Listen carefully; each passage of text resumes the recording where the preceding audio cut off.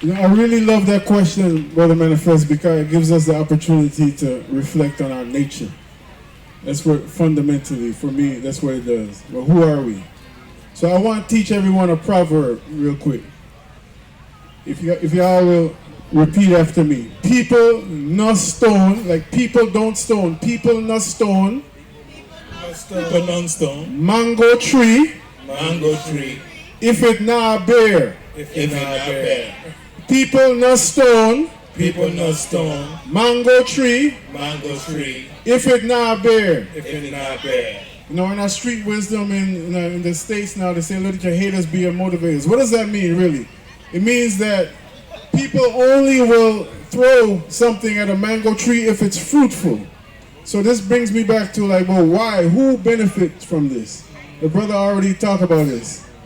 Who would benefit from our division? I would respectfully disagree that it's a new phenomenon, because that's why Marcus Messiah Garvey had to say what he said. I was listening to Baba Kwame Toure. Y'all remember him, right? Stokely Carmichael, Kwame Toure. He was talking about, he was giving some stories from the 80s of when he was attempting to help to build a Black United Front. And this was a work that he inherited from the time before the Honorable Elijah Muhammad passed away. And make a long story short, he was given the opportunity to remind Minister Farrakhan that this is nothing new. From the first time when Muhammad Speaks came out, there was always a picture of what? A black hand from the American side, or on the Turtle Island, or a black hand from on the African continent holding each other's hand. So I'm saying this is not a new phenomenon. What has happened though is that, as always, there are people who take time to study the nature of those who they want to conquer and the reality of those who they want to conquer, you know?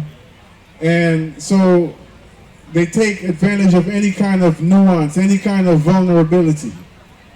We can recite chapter and verse of how this has happened over time. Or you look at the people and you look at, okay, what are their weaknesses, and this is where I'm gonna go in. So again, the question of identity, your question, Brother Manifest, in closing is, well, what hurts? What harm is it? What harm is done to us when we take on this foolishness? Well, the same kind of harm that when you cut off your toe. The same kind of harm like when you cut off your arm.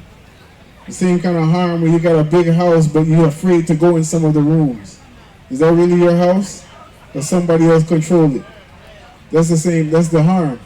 So again, my question would be, it's a rhetorical question obviously, who benefit from this?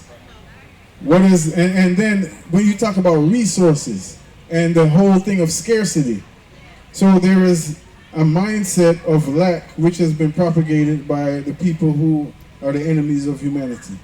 It's not just feel-good talk to say that we have inherited a system of abundance. I want to tell you, white folks ain't come up with that, you know. That's not some white folks hippie talk, that's escapism. Yes, there is starvation on the land. Yes, there is all kind of disparities, but that's not because of nature. That's because of the system. So just in the same way where we're seeing the manifestation of, just as one small example, the Sahel states, how people all over the world are remembering what their resources are and pooling them together and then standing up, because you can only ride somebody back if they bent. Just in this moment, here's this new thing again. As the brother said, CIA, genetically modified diaspora war.